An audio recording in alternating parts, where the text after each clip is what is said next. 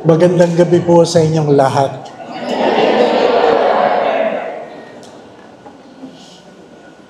Magrereklamo sana ako. Sabi ko, ang layo naman ito.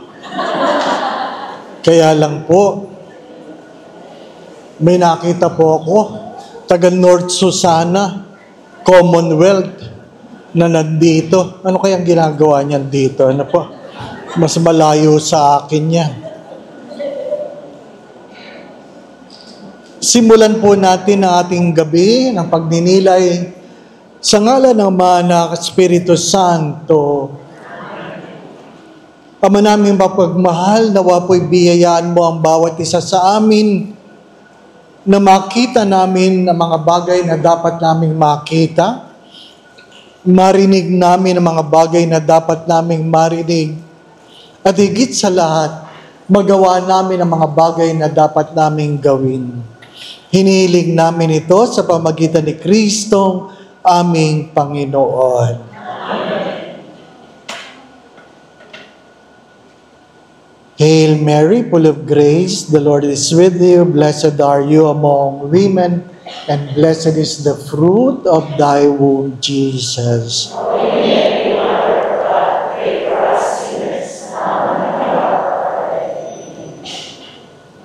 O Mary, conceived without sin. In the name of the Father, the Son, and the Holy Spirit. Tinatanong ko po si Father Gerald, ano bang topic natin sa gabing ito? Napakahirap ng topic. Bahala ka na. Napakahirap nun, ano po? Ang palagi pong pinag-uusapan sa panahon na ito ay tungkol sa pag-asa. Mula sa sinulat na Santo Papa, hope does not disappoint. Hindi ka binibigo ng pag-asa. Ano po?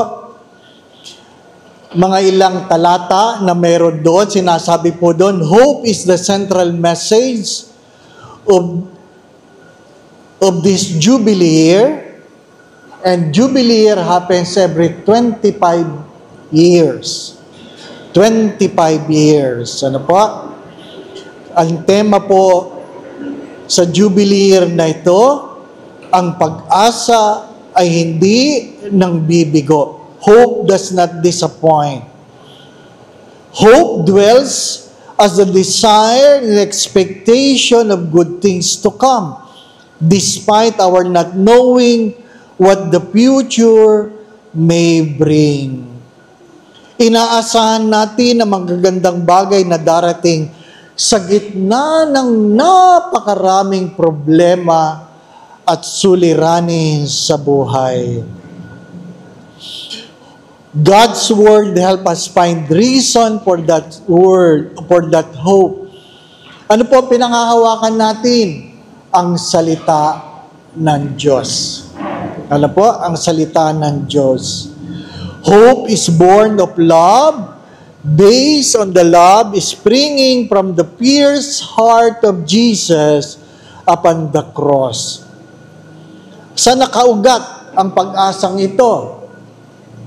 Hindi po ito positive optimism, kundi nakaugat sa pag-ibig ng Diyos na kung saan ang kanyang puso ay punong-puno o tadtad ng mga sabi nga'y pasakit sa gitna ng kanyang pagkakapako sa krus. Pero, pag kayo po'y tatanungin ko, ano po ang Tagalog ng pag-asa? Anong hope? Ibig sabihin, mali yun.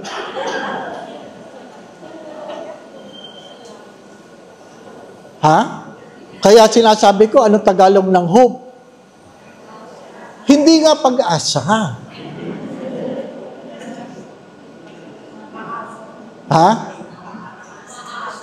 Ano? Pangarap? Ano? Ay, dinugsungan mo lang, umaasa. Ano po ang Tagalog? Ha? Bigla kayo nag-isip, ano? Sapagkat ang palaging Tagalog ng hope ay pag-asa. Di po ba, ano? Ang sabi nila, ang tamang Tagalog ng pag-asa na tinutukoy ng Santo Papa ay tiyak yun. Tiyak yun. Alam po niyo yung salitang yun? Tiyak yun. Ang tamang Tagalog ng pag-asa ay it is certain. Tiyak yun. Galing po ako sa Cebu last Saturday. Nagbigay po ako ng talk tungkol sa hope at ano ang Bisaya ng hope. Ano Tagalog? Sigurado gyud. Sigurado gyud. Ano po? There is certainty in the hope of God. Why?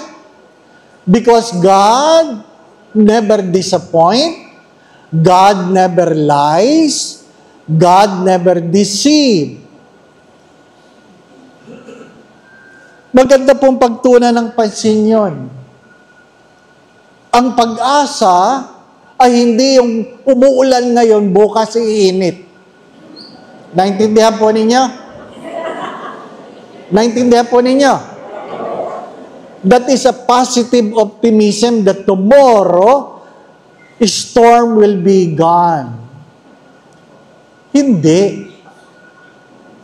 Regardless of the storm, we are certain that God will never abandon us. Ano pong pag-uusapan natin sa gabing ito? What are signs of hope? Who are the agents of hope? Ano po? 10 bagay lang. Para hanggang alas 8, uwian na. Aba, malayo pa ako. Ano po? Number 1. Hope reminds us that everything is temporary. Everything is temporary. Walang panghabang panahon. Naintindihan po ninyo?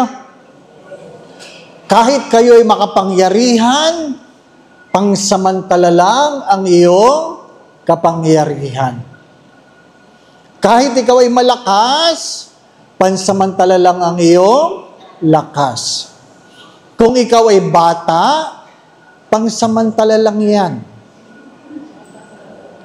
Huwag kayong umasa na habang panahon kayong malakas. Huwag kayong umasa na habang panahon kayo makapangyarihan. Ang lahat ng bagay ay lilipas. Kaya maganda yun. So lahat ng inyong kaaway, lilipas. Lahat ng inyong problema, lilipas. Lahat ng pangit, lilipas. Naintindihan po ba ninyo? Kaya hindi nyo dapat ikalungkot ang mga bagay na nandyan ngayon sa inyong hinaharap kasi lilipas din yan. Nakikiraan lang tayo sa mundong ito. Huwag kayo nakakalimot. Marami kasi feeling nila habang panahon sila sa kanilang kinatutungtungan. Mahalaga yun. Ang pinanghahawakan natin tungkol sa hope that it is certain everything is temporary. Temporary. Ang edad ay 1 taon lang. Nakuha po ninyo? Huwag niyong kakalimutan yun. Ang edad ay 1 taon lang. Kung kayo ay 59 ngayon, 1 taon lang yan. Next year, 60 na kayo. Naintindihan po ninyo? Hindi tumitigil ang oras. Ang 7 ay minsan lang sa isang taon. Second, sometimes life is unfair, but God is always good. Natutunan ko yan sa tatay ko. Sometimes life is unfair, but God is always good. Naloko siya sa negosyo. Hindi niya pinakita ang kanya sama ng loob sa nanloko sa kanya, bagamat naghirap kami. Naghirap kami. Dati 3 ang ulam, naging 2 na lang, hanggang sa 1 na lang ang ulam. 1 na lang. At wala ka ng pagpipilian. Na kung saan ang pag-aaral ng college ay hindi na ganun kadali. Kasi walang extrang allowance. Pero kahit minsan, hindi siya nagtanim ng sama ng loob sa nanloko sa kanya, sa negosyo. Ano po? Bakit? Naniniwala siya ng Diyos ay palaging mabuti. Kaya kung ikaw ay inaapi, manalig ka. Darating ang araw, mangingibabaw ang katarungan. Kaya, huwag kang masyadong manalig na ikaw ay nasa ibabaw. Sapagkat makatarungan ang Diyos. Ano po? Parang tahimik na tahimik kayo ah. Pangatlo, Mother Teresa says, if you want to be happy, go home. For family matters more than friends. Family matters more than friends. Sinadya ng Diyos yun na pwede kang mamili ng kaibigan, pero kahit kailan, hindi ka pwedeng mamili ng kamag-anak.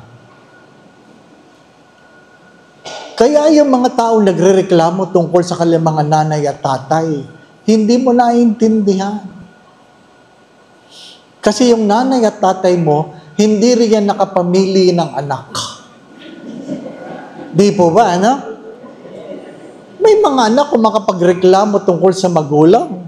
As if yung mga magulang nakapamili ng anak. Feeling nila, karapatan nila kung sino ang dapat nilang magulang. Bakit? Naitanong mo ba kung ang magulang mo'y mamimili, pipiliin ka ba? Di po ba, ano? Yung mga nagrereklamo, hindi naman siguro dito, nagrereklamo tungkol sa kanilang mga kura-paro ko. As if, makakapamili sila na sarili nilang kura-paro ko. Hindi. Hindi po ba, ano? As if, yung mga kura-paro ko makakapamili din. Hindi po ba, ano? The feeling is mutual.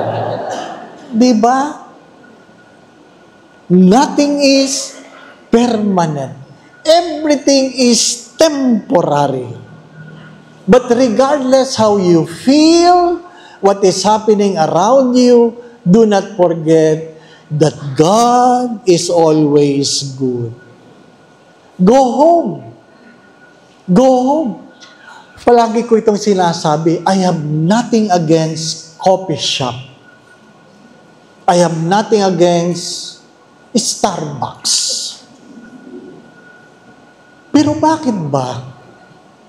Hindi umuwi agad. Tambay ng tambay sa kapihan, no? As if meron silang investment doon, na? Diba? Tingnan niyo mga kabataan. Parang karangalan nila na sila'y nakatayo sa tabing kalsada na may hawak na tasa ng Starbucks. Kwentuhan, daldalang-daldalan. Habang naninigarilyo, may hawak na Starbucks. Umaga, tanghali, hapon, gabi. Pero minsan, kasabay ko sa elevator, may hawak na tasa ng Starbucks. Wala namang laman. Pang-forma lang talaga. Pang-forma lang. Pang-forma lang. Mas mahalaga ang forma kaysa sa pagkatao. Di po ba, na? I always say this, be careful by striving a good reputation, neglecting a good character. Be careful striving for a good reputation, neglecting a good character. Why? Because we will be judged by our character, not by our reputation. Sino po bang magsasabi na ikaw ay talagang mabait maliban sa Diyos? Hindi po ba, ano? Sapagkat lahat ng iyong kaibigan, ikaw ay mabait. Lahat ng iyong kaaway, ikaw ay masungit. Di po ba? Kaya nga sinasabi ko yun. Bakit ang mali pag sinasabi ng iyong idolo, nagiging tama? No? Nagbabago. Suriin natin, mga minamahal na mga kapatid. Bakit mahalaga ang pamilya? Dahil yun ang pinahalagahan ng Diyos. Kung hindi mahalaga ang pamilya, pwedeng dumating si Jesus na hindi kailangan lumaki sa isang pamilya. Mahalaga ang pamilya. Mahalagang umuwi ka sa iyong pamilya sapagkat darating ang araw, hindi ka na makakauwi sa kanila. Inuulit ko, mahalagang umuwi ka sa iyong pamilya sapagkat darating ang araw, hindi ka na makakauwi sa sarili mong pamilya. Ano ibig sabihin nun? Darating ang araw, ang nanay at tatay mo ay wala na sa uuwian mo. Ang pamilya ay hindi tahanan. Ang tinitirhan ay bahay. Ang pamilya ay relasyon. Sapagkat ang unang kapwa ay ang pamilya. Ang tunay na pagkatao ay nasa pamilya, wala sa barkada. May mga taong galante sa kapwa, huripot sa sariling pamilya. Di po ba, ano? I'm sure nakabalita na kayo na maraming magkakapatid na nag-aaway tungkol sa mana. Di po ba, ano? Ang daming magkakapatid na nag-aaway tungkol sa mana. Yung iba'y nagdidimandahan. Pero may nabalitaan ba kayong magkapatid na nag-away? Gusto nilang sa kanila titira ang kanilang matandang magulang? Meron po ba? Na nag-away sila? Gusto ko sa amin si mama. Gusto ko. Meron po bang ganon? Hello? Wala. Wala. Wala. Di po ba, no? Kayong mga magulang, ilan ang inyong mga anak? Meron ba sa inyo nagreklamo na meron kayong 5 anak? 6 na anak? 8 anak? Meron po ba? Hello? Ha? Wala, no? Pero bakit yung 5 anak may nagrereklamong meron silang isang matandang magulang? Di po ba? Walang magulang na nagrereklamo sa dami ng anak. Pero ang daming anak nagrereklamo sa isang matandang magulang. Di po ba totoo?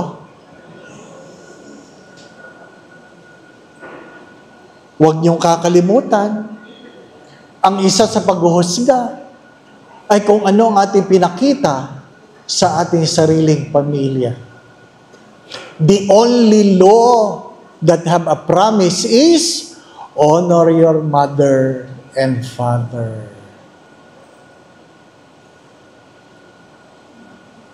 Wala sa kautusan ng Diyos ang alin, i-treat mo ang iyong barkada. Wala. Honor your mother and father. Do not forget, if you want to be happy, go home. Because family matters more than friends. Parang malungkot na kayo, pangatlo pa lang. Di po ba, no? Fourth, respect yourself. Others treat you the way you treat yourself. Inuulit ko. Respect yourself, for others will treat you the way you treat yourself. Whether you like it or not, respect is something we have to earn. Respect is not something we can demand. Even your priest cannot tell you, oy, igalang mo ako. Walang sino man sa atin ang pwede magsabing, igalang mo ako. Kahit ang iyong mga magulang, hindi pwedeng sabihin sa mga anak, igalang mo ako anak, magulang mo ako. Sapagkat ang paggalang ay dapat iyong inaani. Kaya ang palaging tanong, kagalang-galang ka ba? Di po ba, ano? Kagalang-galang ka ba? Alam mo tayong mga Pilipino, ang hilig natin doon sa, hindi mo ba ako kilala? Di po ba, ano? Hindi mo ba ako kilala? Kung ako ang tatanungin mo, hindi. Sino ka? Di po ba, ano? Lalong-lalo na, no, ako'y na-stroke. Na-stroke ako.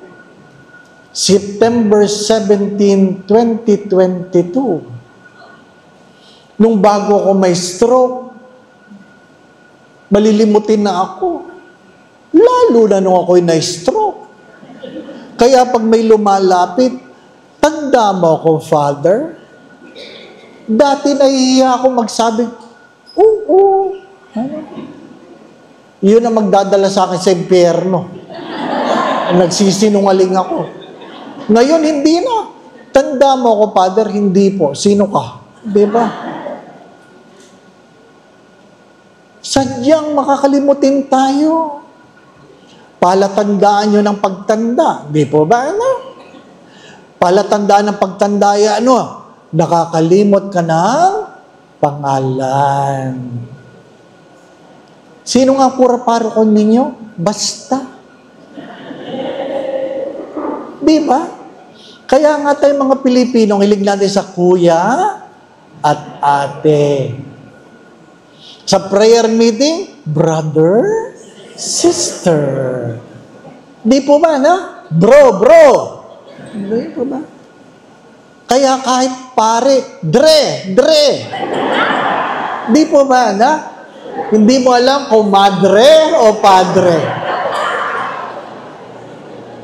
Malilimutin tayo. Pagkatapos yung magsimba, 1 oras kayo dyan sa harapan, kwentuhan kayo ng kwentuhan, hindi kayo makauwi. Daldalan kayong daldalan, tawanan kayo ng tawanan. At pag alis ninyo, sasabihin ng anak ninyo, ma, sino yun? Hindi ko alam. We forget names. Later on, we forget faces. We forget faces. Sabi ko, Kanina, habang nag-breakfast kami, dahil may mga bisita kaming pare, may isang nakikikain. Sabi ko, sinong pare ito? Sino bang pare ito? Nagtimpi ako. Nagantay ako. Pinipilit kong alalahanin kasi pamilyar sa akin ang mukha. At nang umupo na, kumuha ako. Habang ako'y kumakain, Lord, sino nga yan, Lord? Hindi pala pare, gwardiya. Anak ng, di ba? Mabuti na lang, hindi ko tinawag na bre. Ano pa? Nakakalimot tayo. Alam mo, familiar ka. Familiar ang mukha mo. Sino ka nga? Tumigil ka, ako asawa mo. Oy, totoo ito. Totoo ito. Tinawagan ng tatay ang kanyang mga anak. Sabi, mga anak, umuwi kayo. May tao sa bahay. Nakikialam. Dumating ang mga anak, dali-dali. Sabi ng tatay, nasaan po tatay? Nasa kusina. Pinasok ng mga anak, ang katapang. Pagtingin nila, nanay nila. Sabi niya, sino? Yung babae dyan. Di ba asawa mo yan?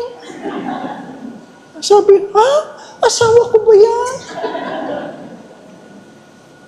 Father, anong gagawin namin? Sabi ko, well, maglagay ka ng picture ng nanay mo at tatay mo. Ha? Na magkasama sila.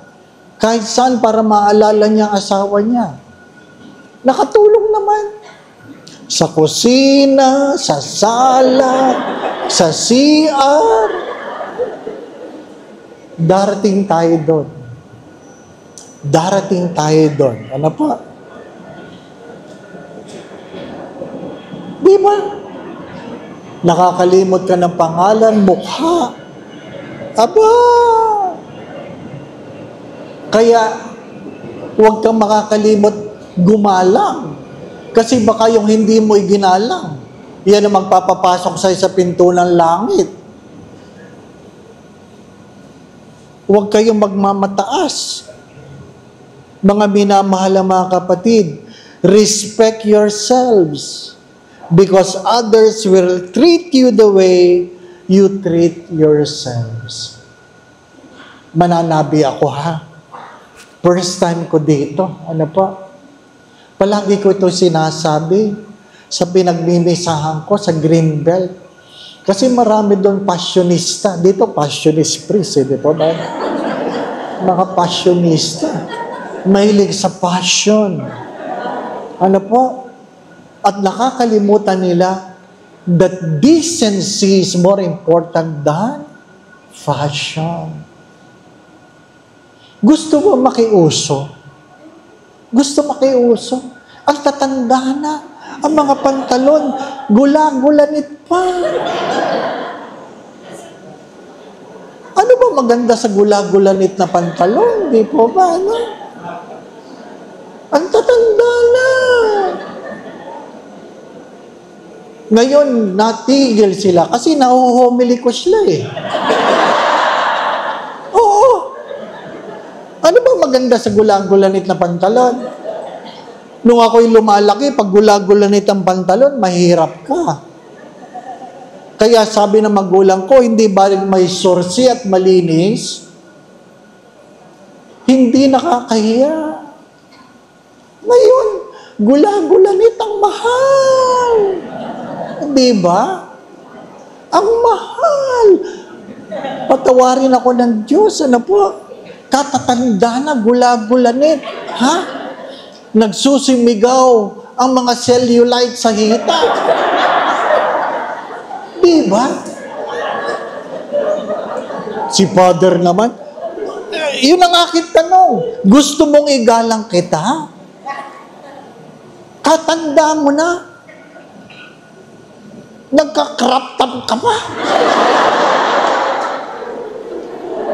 Noong unang panahon, ang tawag doon ay hanging. Di ba ba na? Hanging. Tapos naging midrib. Di po ba, no? Pinaganda lang, crop top. Di ba? Lumaki ako sa panahon na kung saan paglabas ang pusod, bomba. Ha? Ay, mga kaedad ko, oy, tumigil kayo. Di ba totoo? Pag lumabas ang pusod, bomba. Tatakpang agad ng lola namin ang mata namin sa bomba, bomba. Pusod lang, bomba na agad, di po ba? Ngayon lahat nilalabas. Nakakahiya. Crop top. Tapos kita mo tahi na si Sarian. Si Father naman. Kung gusto mong irespeto kita, irespeto mo ang iyong sarili. Di po ba, ano? 2 taon na ako sa Greenbelt. Matagal ko ring pinagtuunan ng pansin yun. Ngayon, at least, nagbago na sila. Ang isa sa problema ay katatanda na, naglaladlad ng dibdib. Kailangan mo bang iladlad ang dibdib mo? Di po ba? Bakit? Ayaw naman tingnan ni Mister? Kaya si Father na lang. Di ba? Ang hirap. Kaya pag ikaw'y magpapakumunyon, ninenervyos ka, the body of Christ. Bakit? Pag nahulog si Jesus doon, masosuffocate.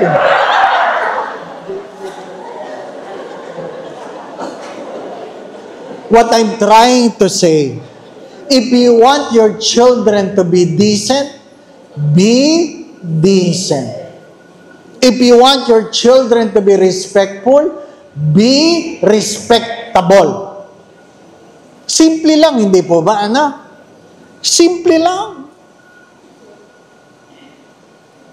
Kung hindi mo kayang igalang ang sarili mong asawa, huwag mong aasahan na sarili mo mga anak, igagalang kapag dating ng araw. Respect. Pag ako'y nagkakasal, palagi ko ito sinasabi sa mga misis. Pasensya lang kayo, mga misis, ha? Ha? Ano bang inaasahan ng mga mister sa inyo? 3 R. That you respect your husband in front of your in-laws. Igalang mo ang iyong mister sa harapan ng kanyang pamilya. Huwag na huwag niyong aasahan, nakakampihan kayo ng inyong mother-in-law. Excuse me. Respect your husband. Huwag kayong mahahaba ang nguso at iikot ang itim ng mata. Never raise your voice in front of your husband, especially in front of your in-laws. Respect. Respect your husband in front of his friends and associates. Kahit kailan, hindi mo pwedeng bastusin ang iyong asawa, ang iyong mister, sa tapat, sa mukha ng kanyang mga kaibigan at katrabahuhan. 3, Mrs. Respect your husband in front of your children. Because the moment you disrespect your husband, I assure you, the moment you grow old, the first person who will disrespect you will be your children. Respect. Kaya kung merong ginagawa ang mister mo na mali, sa labas ng inyong tahanan, sa harapan ng iyong mga anak, huwag na huwag kang sisinghal, tataas ang boses, hahaba ang nguso, iikot ang itim ng mata. Hello? Ang mahalaga sa recollection na ito, gagawin mo pag-uwi. Sabi ni Mister,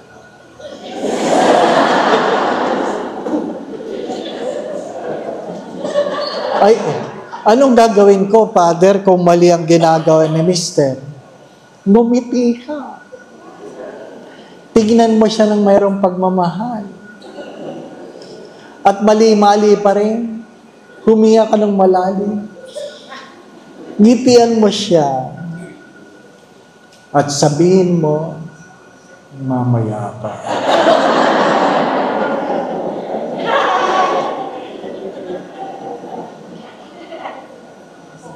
Again, if you cannot respect yourself, do not expect others will respect you.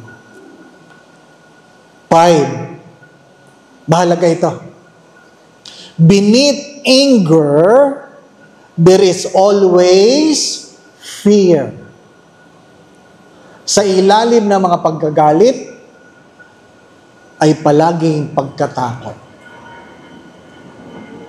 Pag yan ay magagalitin, matatakotin yan. Naintindihan po ninyo?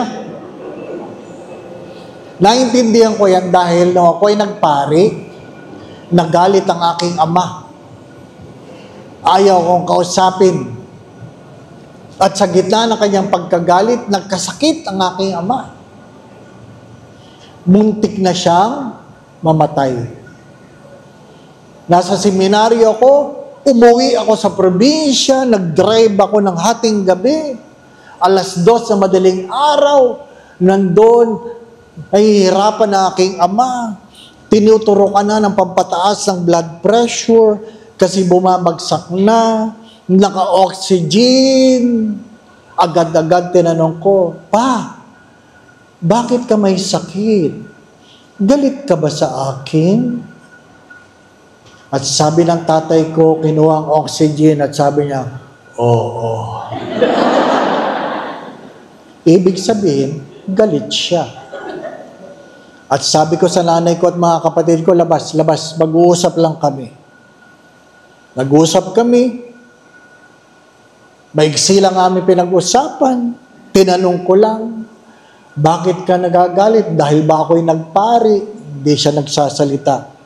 Pero 4 na taon niya akong hindi kinakausap.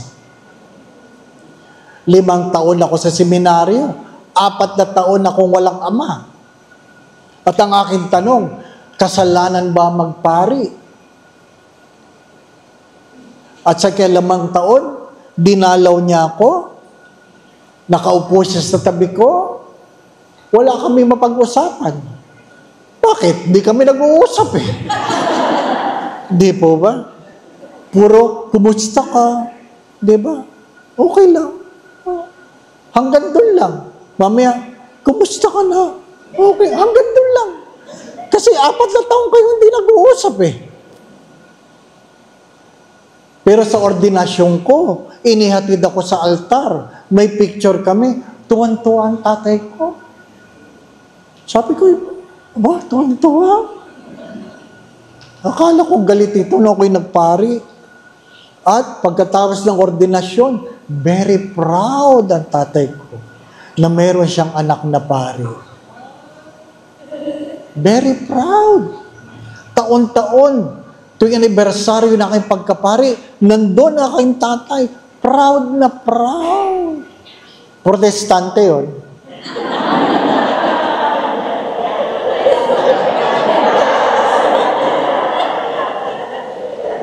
At akala ko, yun ang dahilan. Akala ko yun ang dahilan. Sa aking pagkapari, 3 beses ako nagsalita sa simbahan nila. Dahil proud na proud siyang, meron siyang anak. 14 years ago, pumanaw ang aming ama. Ako ang nagbantay sa huling 19 na araw niya sa hospital. 19 days, 17 days in ICU. On the 18th day, on the 17th day, tinanggal na niya lahat. Yung tubo, lahat. At sabi niya, pagod na ako.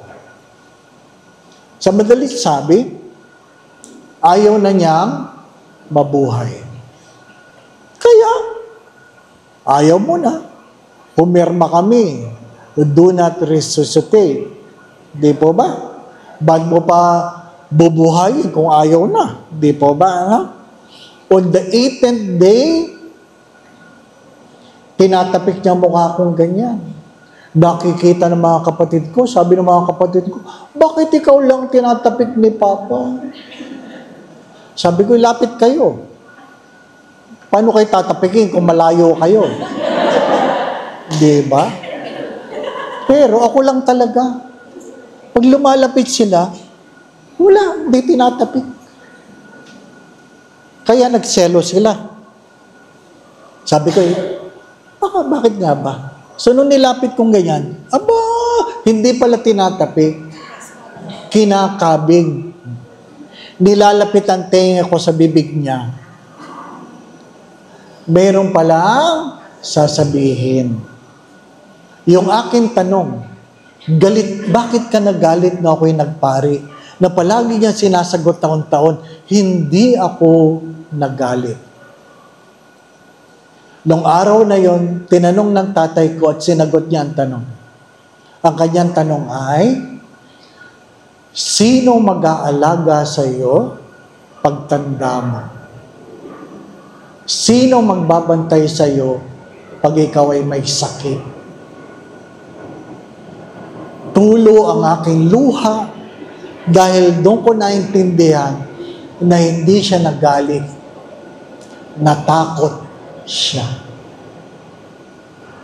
Natakot siya.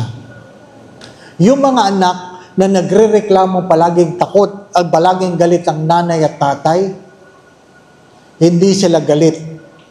Natatakot sila. Hello? Yung mga anak na nagrereklamong masungit ang magulang, hindi sila masungit. Natatakot sila na baka kayo'y mapahamak sa inyong mga kalokohan.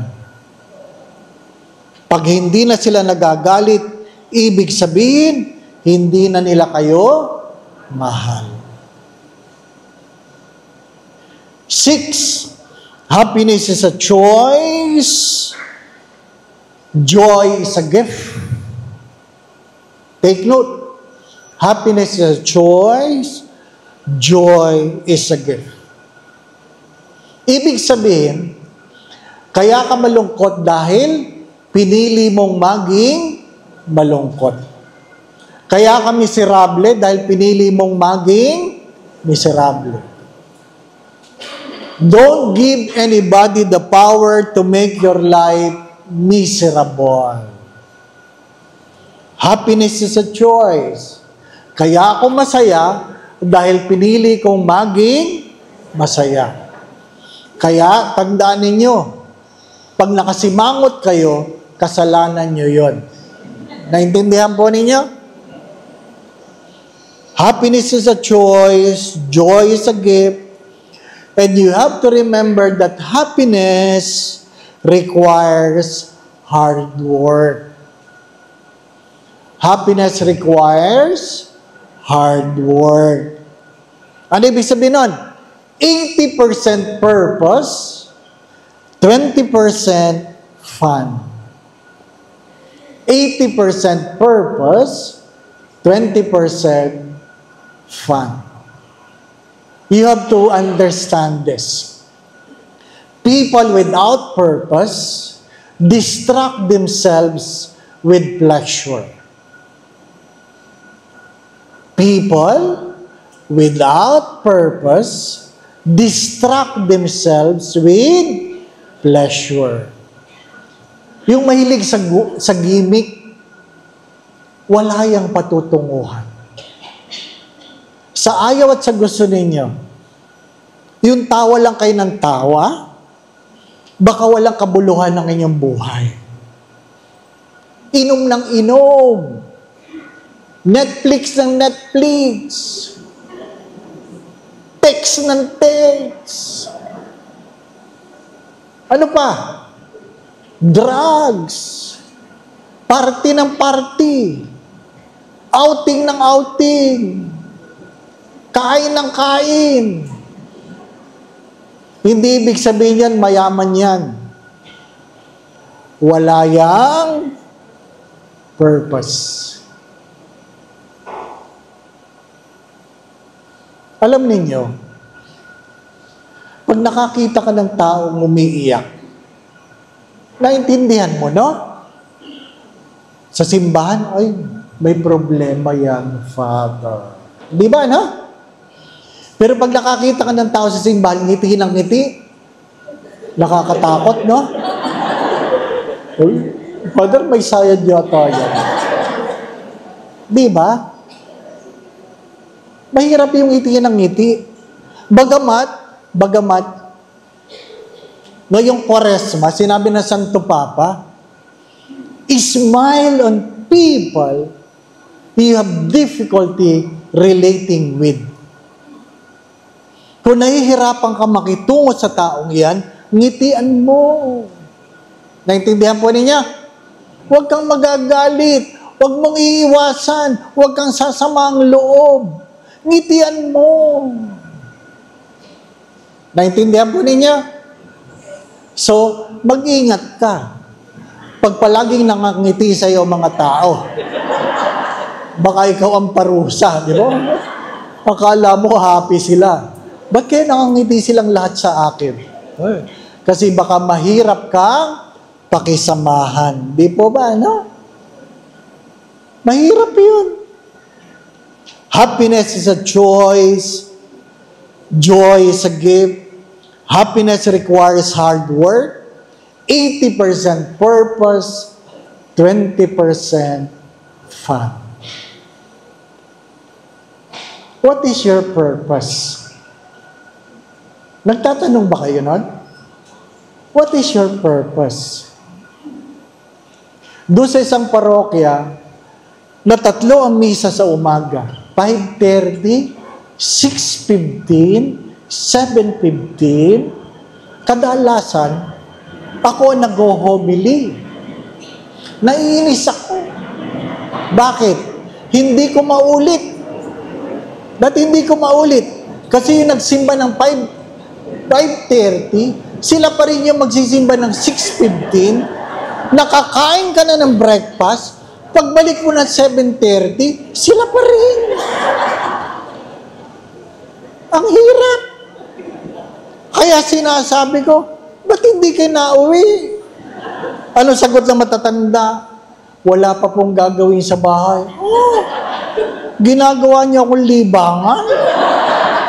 Lugi. Bakit lugi? Sa sinehan, bawat pasok bayad. Sa simbahan, 3 upo, 1 hulog lang. Di ba, na? Sa pangalawang bisa, di na maghuhulog eh. Bakit? Naghulog na nung una eh. Di ba? Lugi. Mga minamahal na mga kapatid, pagka minsan ang pagsisimba, ay hindi ibig sabihin, mayroong paglalim sa pananampalataya. Pagka minsan, wala lang magawa.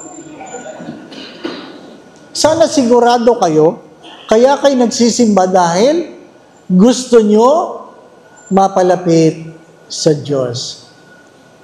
Mananabi ako ha. Hindi ko kayo kilala. Pero maraming nagsisimba dahil sumasagap ng chismis. Yun ang malungkot na kwento. Ang chismoso sa simbahan, ay yung mga madalas magsimba.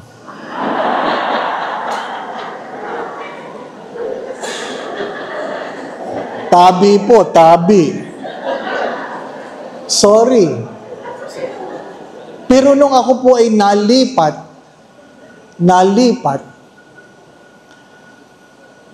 yung isang bata, 3 silang magkakapatid, na kung saan iniwan sila ng ama.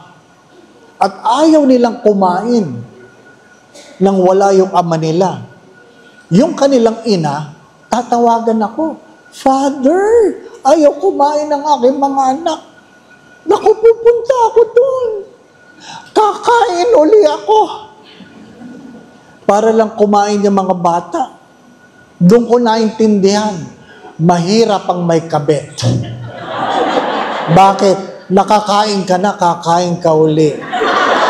Magkukunwari kang ikaw ay gutom. Diba? Lumaki ang mga bata. Nalipat ako. At kamakailan lamang nag-asawang isa na kung saan ay doktora na. At sabi niya sa akin, alam mo, Father, gusto ko sanang ikaw ang magkasal sa akin. Nagpapasalamat naman ako at hindi ako. Ang dami kong gagawin. Pero sabi niya, kaya lang, hindi kita maimbitihan kasi galit sa'yo si Papa. Sabi ko, bakit naman galit ang tatay mo sa akin? Kasi nagkabalikan eh. Nagkabalikan bago yung kasal. Bakit? Kasi na-chismis ka na may relasyon ka kay Mama. Sabi ko, sa tanda ng nanay mo? Mother Butler yun.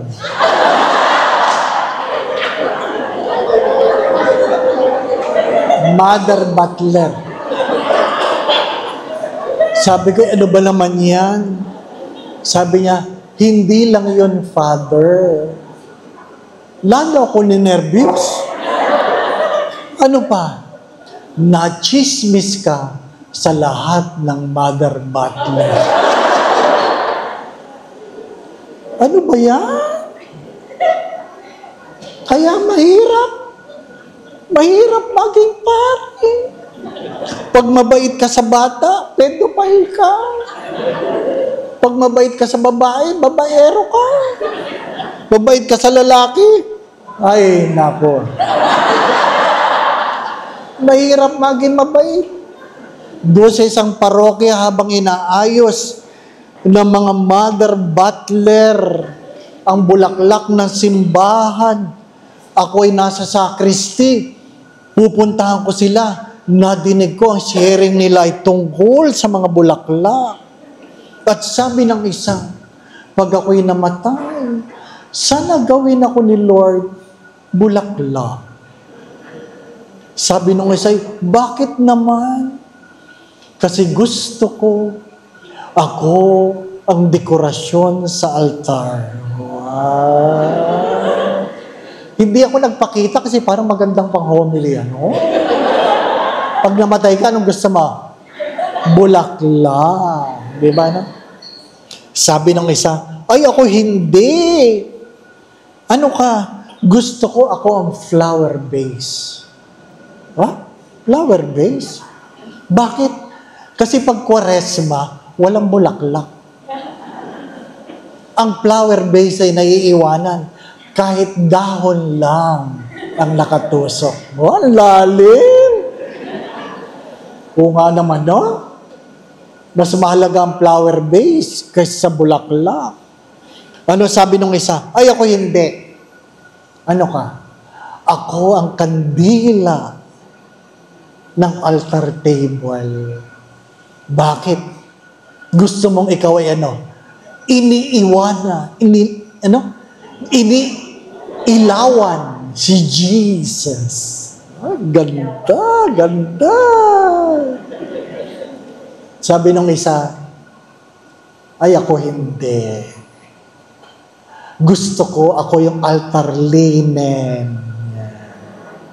Yung puti sa ibabaw ng altar. Bakit? Kasi kahit anong okasyon, nandyan ako. Oo nga naman, no?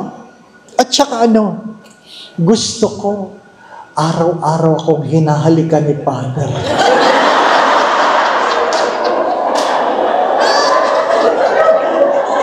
Father, mag-iingat ka. Hindi ibig sabihin lahat ng nililingkod, tama ang pagnanasa, no? Ay, naku. Ano ba yan? 7, a lifetime isn't as long as you think. Life is short and death is certain. Alam niyo po, ang pinakamaling pinaniwalaan ko noong ako ay bata ay ang kasabihan na bata ka pa. Matagal ka pa. Hindi totoo yun. Hello? Hindi totoo yun. Ang aking kapatid, 65, noong February, first week, nag-complain lang na sakit ng tiyan, dinala ang sarili sa hospital ng alas 9, alauna, patayin na. Ang kaibigan namin doktor, nag-message sa akin, nothing to worry, Father. Nothing to worry. At 2 o'clock, hindi ko na inabot ang aking kapatid sa emergency room. Ang text niya, I'm sorry. The only certain in this world is uncertainty. Inuulit ko, the only certain in this world is uncertainty. The only certain is hope. Hope in God. Kaya hindi niya pwedeng sabihin, ay malakas pa ako, ay matagal pa ako. Walang nakakaalam. Walang nakakaalam. Mayroong mga nagplano kahapon na hindi nagising kaninang umaga. At mayroong nagplano kaninang umaga, hindi na umabot ngayong gabi. Di po ba? Kaya wag masyado kayong kampante. Kung naalala ninyo, ano sabi ng mayaman?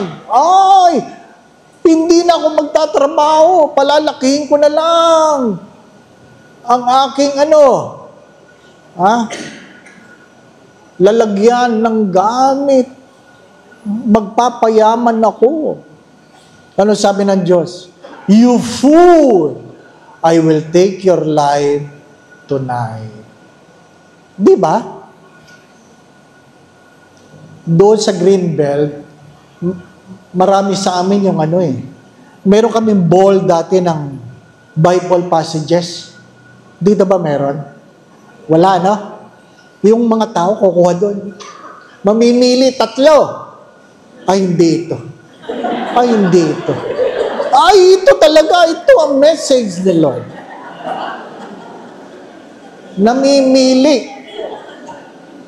Ano sabi ko? Pakisama ito, pakisama. Sabi, ay, Pater! Oo, sama mo yan. Ano sinabi ko? Nilagay ko doon, you fool! I will take your life tonight. Simula nun, wala nang dumampot. Ay, di natigil, no? Natigil. Sino nakakaalam na kayo magigising pa bukas? Meron po ba? Ha? I-dare niyo ako. Gusto kong i-dare niyo ako. Na magmamalaki kayo na sigurado kayo magigising bukas. Pag tinanong nga kayo sa anong pamamaraan niyo gustong mamatay? Ano lang ang sagot? Anong gusto niyo? O kita niyo lang, lahat gusto natutulog. Ayaw mabangga, ayaw madaganan ng building, ayaw nasusunog, ayaw nalulunod. Ha?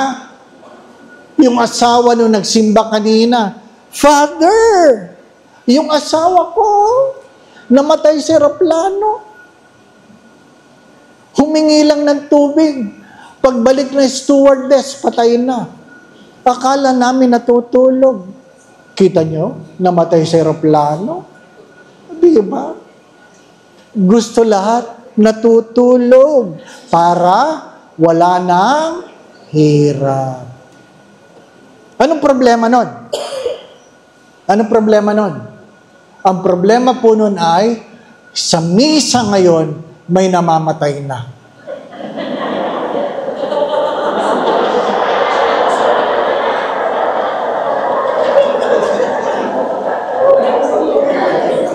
Oo. Bakit? Natutulog eh. Unang pagbasa, unang pagtulog. Ikalawang pagbasa, pangalawang pagtulog. Humiliya, mahaba-habang pagtulog. Di ba, no? Pagka minsan, pagpatulog si Father, eh. Kaya yung iba, di na nagising. Kaya mag-iingat kayo. At least sa simbahan ka namatay, di po ba, no? Habang natutulog. I-bless ka kagad ni Father. A lifetime isn't as long as you think. Life is short and death is certain. 8. The biggest risk is not taking any risk.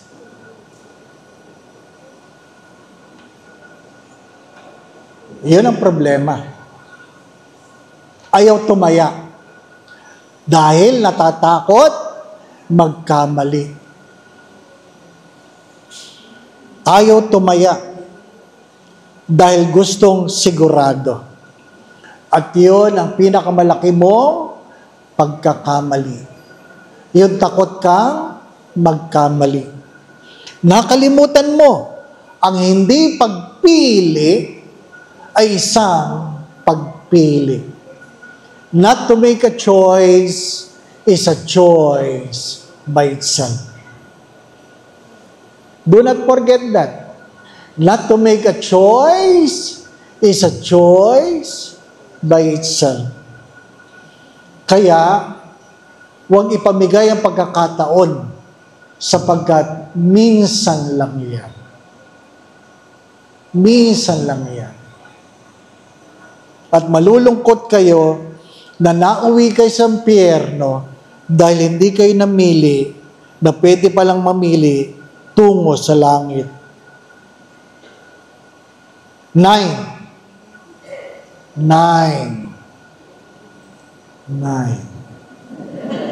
Malapit na ang 8. What is number 9? Things don't matter so much.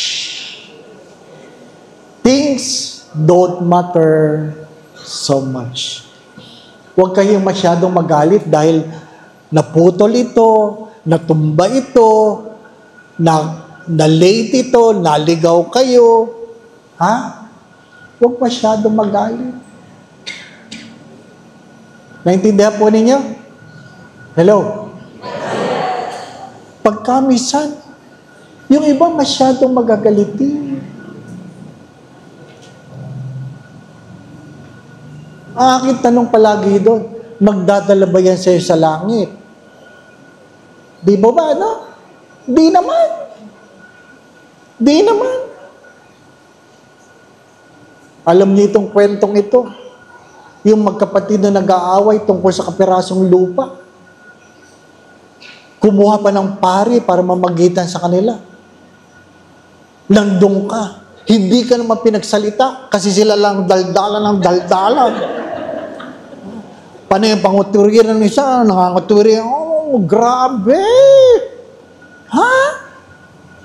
Dumating ang mga asawa, lalong gumulaw. Sabi ko, kailan ba matatapos ito? Nagsimula kami alas 4, alas 6, hindi pa tapos. Gutom na ako. Ang meron lang ako, 3 tasang kape. Nanginginig na ako. Patawarin ako ng Diyos. Sabi ko, Lord, gutom na ako. At nakikita ko naghahanda na ng hapunan na nagbigay sa akin ng pag-asa. Matatapos na ito, hapunan na eh. Ayaw pa rin tumigil. Kaya tinanong ko yung magkapatid, pwede po ba ako sumingit? Sabi ba naman siya, ay salamat, nagsalita din si Father. Kanina ko pag gusto magsalita, gusto ko sabihin, hindi ako makasingit. Ako ba'y magtatanong lamang? Ano po yung Father? Yan po ba pinag-aawayan yung lupa?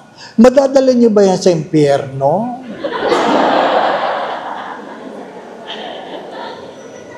Merong katahimikan. Tinitingnan ko kung sino magsasalita. Wala. Maya-maya, sabi nung isa, bakit sa impyerno, Father? Kaya sabi ko, bakit? Sa palagay ninyo, makakarating kayo sa langit dahil dyan sa pinag-aawayan ninyo? Tahimik. Pinauwi akong hindi ako pinakain.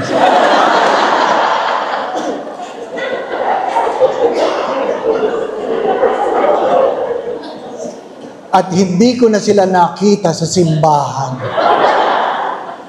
Bakit nga ba? Bakit nga ba? Ano bang pinag-aawayan ng mga magkapatid? Mana? Kaya magandang mahirap. Ang pamana sa amin ng mga magulang ay diabetes, hypertension, gout. O manahin niyo, gusto niyo? Pamimigay ko. Di ba, ano? Dumating kang walang dala. Aalis kang walang dadalhin. Huwag kang makakalimot. Huwag pag-aawayan ng mga bagay na hindi nyo man madadala. Pero Father, paano aking mga anak? Bakit? Nung dumating ba sila, may dala sila? Wala din naman. Kaya, bawasan ang pag-alala. Tingin po ba, ano? Bawasan ang pag-alala. Last.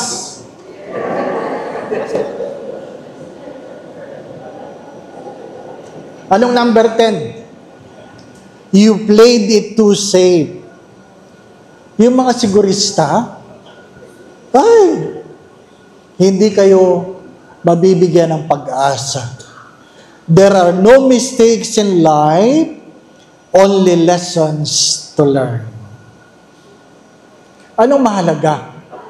Ang mahalaga ay, ano ang iyong natutunan? Pagka minsan na nakikita lang po natin sa ating mga kapatid, kamag-anakan, ibang tao ay ang kanilang mga pagkakamali. Pagka minsan tayo din, ang nakikita lang natin sa ating mga sarili, ang ating mga pagkakamali. Di ba? Kung hindi ka nagkakamali, sabi ni Bob Dylan, ibig sabihin wala kang natututunan. Diyos lang ang hindi nagkakamali. Ang asawa mo'y magkakamali, ikaw ay nagkakamali, magkakamali, ang iyong anak ay nagkamali, magkakamali, ang iyong magulang ay nagkamali, magkakamali. Si Father, nagkakamali din. Ako po ninyo? Kaya, yung isang nangungumpisal, palagi siyang galit. Ngunit pagkatapos niyang mangumpisal, punong-puno siya ng ngiti. Panay ang yapos niya sa kanyang asawa. Sabi niya, ano nangyari? Napakaganda na sinabi ni Father. Ano sabi ni Father? Yapusin ko daw ang aking pagkakamali.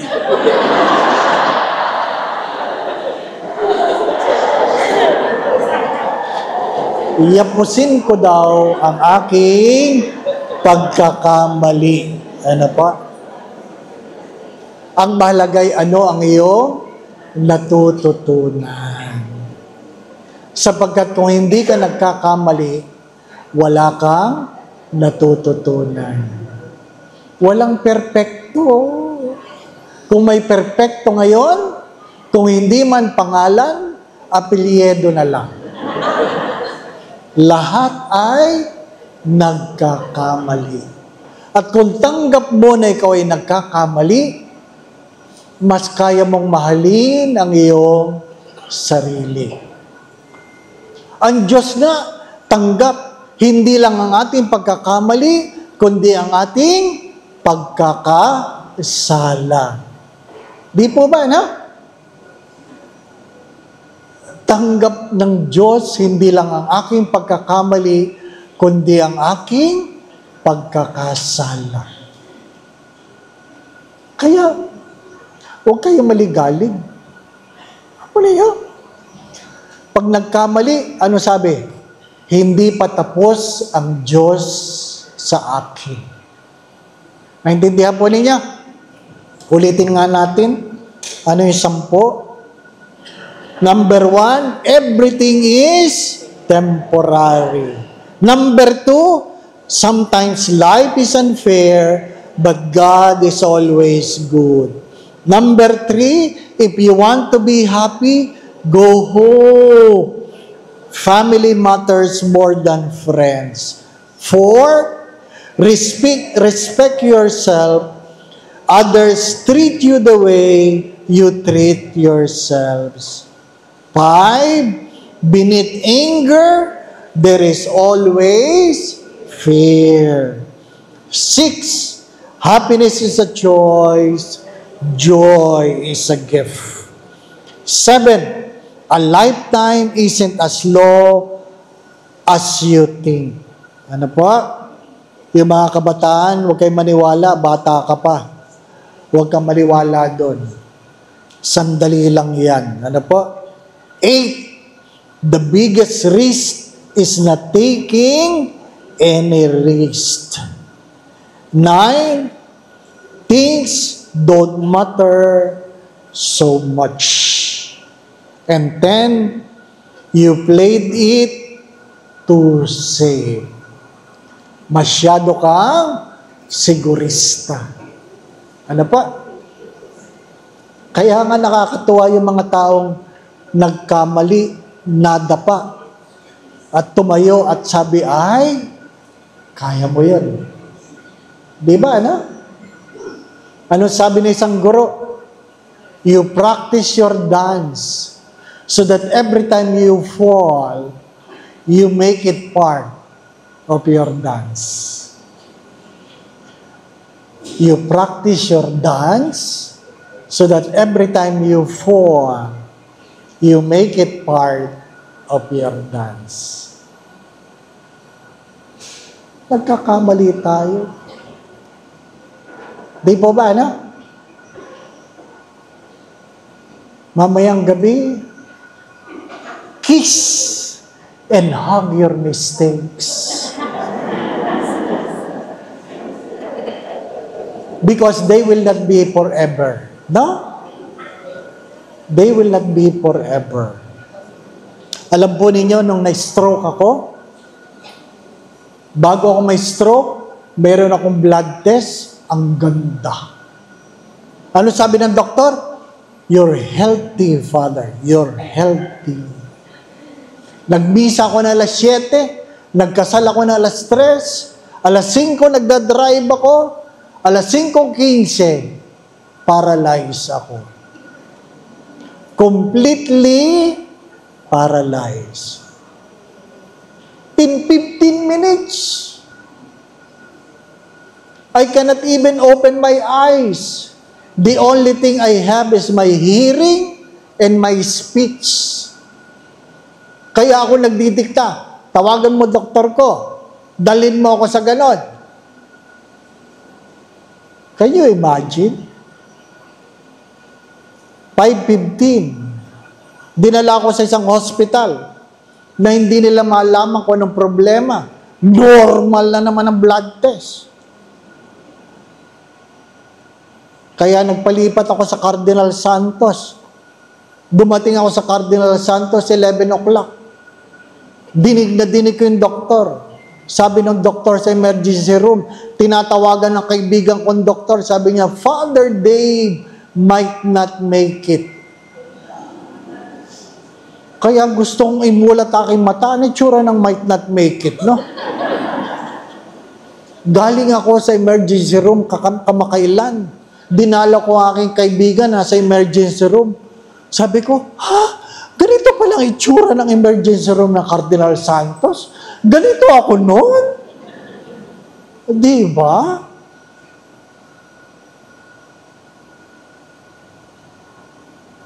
Wala. Itim ng kuko. Dalawa lang ang pwede mangyari. Patay or gulay. Kaya sabi ko, Lord, kung papipiliin mo ako, patayin na lang. Mahirap yung gulay. Di ba, no? Sabi ng mga, dali sa MRI. Oh, basta ramdam ko na tinatakbo yung aking kama, papunta doon sa MRI. Hindi ko na makikita kasi pikit. Nung nandun na sa MRI, sabi ng doktor, Father, don't move. Nung don't move, paralyzed nga ako. Doon nakita, may bara sa dalawang ugat sa leeg. Yun ang cause ng paralysis. Yung sinong doktor dito? Medulas. Medula ba? Medula.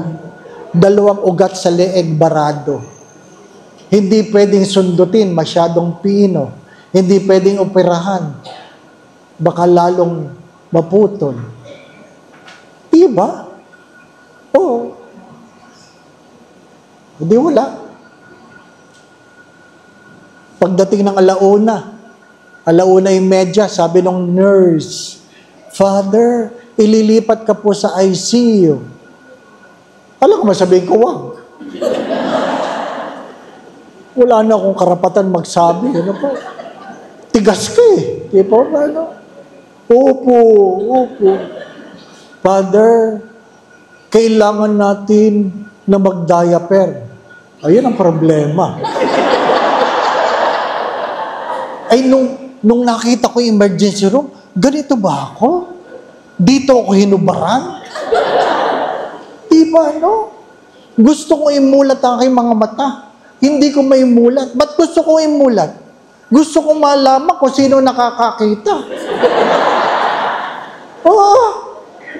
Diba? Father, tatanggalin ko ng belt. Father, ibababa ko ng pantalon. Father, ibababa ko ng brief. Bakit? Abay, nagmimisa ako. Malay ko doon sa mga nakakakita ko, nagsisimba yan, di ba? No? Panay ang dip ako sa misa, the Lord be with you. Kasi sasabihin, ay, nakita ko na yan. You do not know how God will humble you. Regardless how rich you are, how strong you are, how intelligent you are, how powerful you are, name it. You do not know the time. And you do not know how God will humble you. Nobody knows. Di ba? Nag-diaper. Dinala sa ICU. Kinabukasan, chinecheck ng head nurse, wala pa akong wiwi. Sabi niya, Father, dapat kayong magwiwi sa dami ng dextrose. Kung hindi, kakatiter kayo. Naku, ang hirap nun. Ini-imagine ko pa lang, hirap na ako eh. Di ba? Yung mag-diaper, ang hirap na eh. Yung ikakatiter ka pa. Ay talaga, kahit stroke ka. Ay hindi talaga ako maihi. Sabi ko, di ba ganun magpaihi ng bata na? Wala. Hindi magical. Ano sabi ng isang kaibigan? Imaginein mo na lang, Father, nasa swimming pool ka, naka-short ka, iihi ka. Di ba naihi ka sa swimming pool? Effective. Iniisip ko, nasa swimming pool. Awas ang diaper. Basa pati yung linen. At sabi ng nurse, Praise the Lord! Hindi mo alam. But the next day, I was able to move my hands. I was able to move my feet. In the afternoon, a friend doctor came and said, alam mo, Father, si Dr. Riz nagsimba. Sabi ko, ba't siya nagsimba? Matagal na siyang hindi nagsisimba. Ba't siya nagsimba? Dahil sa nakita niyang milagro sa iyo. Ano sagot ko? Kailangan ako ma-stroke bago siya magsimba? Sana siya na lang ang na-stroke. Di ba, ano? Pero pagka minsan, hindi niyo alam, ang inyong mga pinagdadaanan ay nagdudulot ng pag-asa at pagbabalik loob sa Diyos ng ibang taong matagal nang tumalikod. 2 weeks ago, binisita ako ng doktor. Tinitingnan niya ako. Ay, di tinitingnan ko rin siya. Matagal ang aming tinginan. Hindi ko alam kung hindi siya makapaniwala. Pero isa lang kanya sinabi, ipagdasal mo naman ako, Father. Ang matagal lang hindi nagsimba, at muling humingi ng panalangin. Pagpatong na aking kamay, hagulgol si ate. Sira ang makeup. Doktor yon. At pagkatapos, tapos na, tumutulo pa ang luha. Hindi pinapahirang kasi kahit anong pahid, tuloy-tuloy ang pagluha. Sasabihin ko sana, pa-picture tayo. I'm sure hindi siya papayag. Nagpangit siya eh. Pero, pagkatapos nun, tinext ko yung aking kaibigan doktor. Sabi ko, uy, dumating si Doc. Kaya lang, iyak ng iyak. Tinanong ko nga eh, ba't siya iyak ng iyak? Ang sabi niya, hindi ko alam. Basta ayaw tumigil ang luha. Di ba, ano? Hindi mo alam.